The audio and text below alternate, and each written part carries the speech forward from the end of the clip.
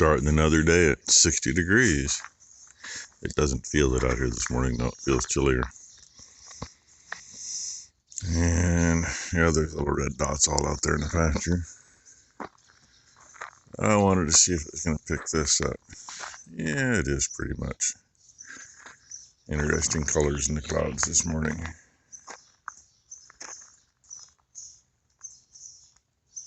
It's well, it's about the opposite direction of where the sun comes up, because there's east, and the sun would be,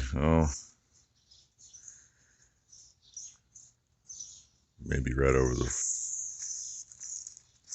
peak of the machine shed, give or take, but it ain't poking out yet. Dog's life. Lay around, scratch yourself. Whiskey even got up this morning. Usually he don't get up for a little bit. And I was just peeking at this thing. I wish I had a clue what half their issues were. I wish I had known about them, a few years ago. I knew he had trouble with that stupid joystick setup. And, was told it was fixed. Either way. And then I'm wondering, at least for his mower, we can make it so it'll lift off the ground. I'm not real sure. Every old mower I've seen. Down here's where you were hooked up. That's like 5-6 inches higher. But these little things, who knows? I really don't. So, and messing with it yesterday, I didn't get it to try to puke oil out under the seat. I don't want to either. I really don't know why the hell it would. But, yeah. Guess the only nice thing is it's got the reverser on it. Still got to use a clutch for the reverser, but it's got the reverser on it. Anyway, I'm going to mess with that at some point today. I may get the mower done first by myself, I don't know. Just Ty's got to run to town again this morning. And I'm beginning to wonder. I guess it ain't too bad yet. I haven't seen Brooke moving around yet. Usually she's getting ready to leave here pretty soon. And oh hell, that thing's still in here. We'll see what we can do about that today. Well, it looks like I'm going to do some more modifications, because I have kind of had a revelation. This damn thing isn't onto the shaft very far. That's why toward the bottom of the shaft is buggered up, because it ain't on it far enough for good contact. There's a grease channel in the middle of this piece. So probably about where my fingernail is.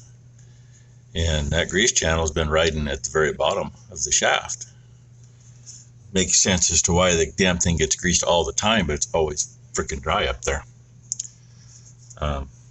Pins are in the holes. So the cutter bar is where it belongs. And I want to show you something. That's how far up it can go. And the only reason it stops there, it's hitting that collar we put on to put a guide on. So, I just cut this piece off the old drive line. It's in the lathe, and I'm going to make it so it'll mate to the bottom side of this so that it keeps things lined up right. And we're going to raise it that much. And if I put it in there and I don't like it, we'll take the damn thing back out and turn it down a little bit and thin it up. But I think it's going to be fine. It's going to have room. And then just for fun, we're going to go ahead and, this is the collar I welded on here to clamp the piece of PVC pipe that hangs down. I think we're going to put it back on too, plus the new piece. And hopefully we won't have to mess with that damn thing again, except of course when the freaking U-joints go out and you got to replace the freaking drive line, because it's cheaper than buying the U-joints and buying a new yoke, and and only pair of safety glasses I could find happened to be my glasses, and Yeah, freaking bifocals getting in the way. I never wear them. So. Anyway, I'm going to turn this off into just about the edge of where it's cut off. It's actually maybe a couple thousandths smaller there than it needs to be. So I'm not going to quite get there all at once. And I'll face that up so it's even. Not too bad a cut for trying to hold it in the cut off and doing it, but see what I can do. A little longer bolts. That's that piece I made off the old drive line, the new drive line. Went in and put that back in, and hey, it actually comes down over that now. So maybe that'll help. And now we're going to put the new piece on. Okay, it's in there. It's tight. I hope to God it works. And yeah, she'll be able to, I think, get onto that shirt where it is. It may still need to turn a little more. Haven't done that yet. And she's finishing up tightening the nose. She wants me to help her, so I better do that. And man, I really do need to get a freaking stubby impact. Getting on here, that's in the way. I got on it, but not real good, and I can't get it as tight by hand as the impact did. So, well, got it hooked up, pulled out, let her spin. Seems to be fine back there. Now we just got to see what it does in the field. But I went to check the oil, and of course, we don't have any flat spots around here, and it was over there by Ty's car, so it was on the tip of the stick, which would put it right on the ad line, give or take. And it had about 220 hours on it. And since it seems that barrel of oil that we dumped last or used last seems to be not holding up to 250 hours, it is still dribbling out of here. It's thin. I don't know, first time we ever had that issue, and I mean, hell, we've run 250 hour oil changes for a hell of a long time. My skid steer one year actually went 500 hours, and the oil was, at 250 was just like it was at 50 hours, and at 500 it was just like it was at 250. So, just a little darker. Still, as far as doing its job, it seemed to do it. But we didn't have any filters for this. So Ty is on her way back from town with filters, and we can slam them on. And then I can fire it up, and the AC on this thing, I don't know, we've been through how many freaking compressors, and of course there comes the compressor, and I'd rather convert to the Sandlin, but I got a conversion. It's on the combine. I can go unbolt it, bolt it right up to here, hook her up and go, but I really don't want to do that. But part of the reason they don't hold up on here, the way these engines are made, there's no airflow across the engines. There's no cooling, external cooling for the AC compressor. And it's the same reason we eat alternators. Alternator in a normal position has the engine fan blowing the air to it, plus the alternator fan blowing air through it. And this thing's got to fight to get air to blow through it. So anyway, I'm waiting for her, and I'm debating if I want to dump a little oil in just to flush some of that out, or just let her drip. Haven't had lunch yet either, so definitely not getting out of here as soon as I wanted to. But we'll get there. And in the meantime, I'm probably not going to get to our own field and a custom job today, because I figured this thing would be out of the yard by 10 o'clock. Yeah, I need to quit figuring that kind of shit. There's what we got outside. It's about 80 degrees. It's just barely noon. So, yeah, we might hit 90 today. And the humidity was about 86% this morning. So, it might be down to 75 or so. I don't know. Either way, I'm sweating just sitting here. So, get this buttoned up and make sure things work and go from there. Well, so far so good. I opened both these little fields up for her. She just started. I did the outside 3 rounds here and the field over there. The meat right there. As far as cutting height then, very, very pleased with that. That looks a whole lot better. You can see tire tracks in it now. And there you go. It's to the top of my foot, or a little taller. Where before, I mean, wasn't anything. And I cranked that freaking crimper down so freaking much. Wasn't even funny. I can feel moisture on the stems, but I can't really see where they're cracked. And I don't think I can crank it down any farther. I guess I'm getting weak. And ventil grass, there's a lot of ventil grass in here. The ventil grass, the stems on it are so small that it really doesn't. Yeah, I walk into a spot that's got coarser ventil grass. Down at the corner, it's finer. Here, that one's a little. Well, maybe it did, because there's a split in that, and I didn't just split it, so. But you can feel moisture on the outside of the stem, and I don't know, I haven't walked over here to check here. Yeah, I don't feel any moisture on here. But on what's been cut, I can feel moisture. There's some ventil grass for you. Focus. When we found out what that was, they told us in the south, it's a weed.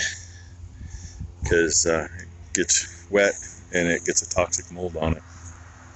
We've never had that issue, so, you know. And where we ended up scattering it from field to field was from a guy's place where the extension agency had him plant a sack full of it in 1954. So it holds up a long time too. I secured this little tractor and it peed. Now really what I did was I set the loader down like that, figured out which lines were to the tilt cylinders, and fired it up and raised it. I was thinking it was a valve, but it's not, it's a cylinder. Raise that thing up in the air and the tip of that squeeze stays on the ground. And while I was messing with stuff, had a broken off grease zerk right down there where the shiny one is. And I think that's something I must have fixed for him before, because that's got a nut welded on it and a 1/4-28 zerk in it. And on the other side, it's got an 1/8 pipe zerk in it, and it won't take any grease at all. This side I cleaned it out and flushed it with some brake clean and sprayed some fluid film in it before I put the zerk in, and hit that with the DeWalt, and bam, she greased right up. The other side, you know, the DeWalt was on the verge of letting it loose at the gun because it's got a safety on it, and it squirted out of the coupler. It flew out. So yeah, he did say that he's having a harder time greasing stuff with his grease gun, so maybe this is something we need to do for him once in a while. But for the big thing it came in for, I'd like to kick some engineer's ass. It's a shoulder bolt through a brass block into a piece of 1/4-inch steel, which I thought was probably harder material, because that's all they're dependent on. It was a metric shoulder bolt. It was a 1/2-inch shoulder, but metric threads, whatever metric size is, basically 5/16, but a 5/16 nut won't go on it. It now has a 3/8 in there. You know, easy to drill out. All the drill did was kind of take half a thread off, tapped it, put it together. But to get everything out of the way, I took this link off. Well, it came off fine because the bolt wasn't in. Get it back together, I had to take that damn thing out to get it started. Then I couldn't get it straight, cross-threaded it, had to re-tap it. Thank God it's 1/4-28, although I do have metric taps in the service truck. But that's the only slop he's got now. And by the way, that shoulder bolt, the shoulders on both of them are identical. The only difference is this one's an Allen head and the other was a hex head. It works, just like it should. But in a few days, if everything works right, he's going to be having to use the squeeze. And I mean, the squeeze works. I think it's that handle up here. Kind of shitty in my opinion, but you know, I don't know why the hell they didn't do something different there. But so I decided it's his tilt cylinders. And quite a few years ago, I don't think his tractor was over 2 or 3 years old. He bent both of them. They only used a 1-inch rod. So Dad took them off, took them into a machine shop we deal with. Not sure why my phone doesn't want to focus, but anyway, sorry about that. Those are 1.25 inches, 1.5 inches, somewhere in there. Rods don't bend now, but apparently one or both sides, the frickin' O-ring or packing on the piston's gone. And well, I could pull those apart and see if I can get the nut off. Might even have an O-ring that'll fit it. I might even have a packing kit that'll fit it. I don't know. But my concern is getting the nut off. And that's just driving me freaking crazy. So there, you get to look at my thumb. That looks better. So there's another outfit. There's a forklift outfit in Forest Grove that they do a lot of cylinders, and usually, I mean, if he calls them, they might be able to do it the day he takes it in. So we've done a little bit of business with him. Usually Tom does that kind of stuff, but I've had a couple things Tom couldn't get apart, so he sent them down to Mark's Lift Truck Service. Anybody who wants a good place to get cylinders rebuilt. And so anything Tom hasn't been able to do, he's sent down there. But anywho, there's the end of our day. Thailand just got in.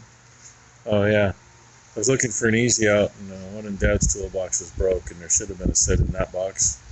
They must be in the service truck because they're not in that box. But the mice shredded part of the drawer liners and took them all into the bottom drawer and had a nice big nest in there. So Thailand just cleaned that up, and then she just went to the house before I started videoing. So anyway, thanks for watching, everybody. Sorry I was a little long on this section. I already wiped out a bunch, so I had room to make something that wasn't going to be 30 minutes long. So, and it looks like tomorrow I'll have to go do some cutting, but I'm going to have to see what he wants to do with this. I can get Thailand to pull them cylinders off in the morning and take them in if need be.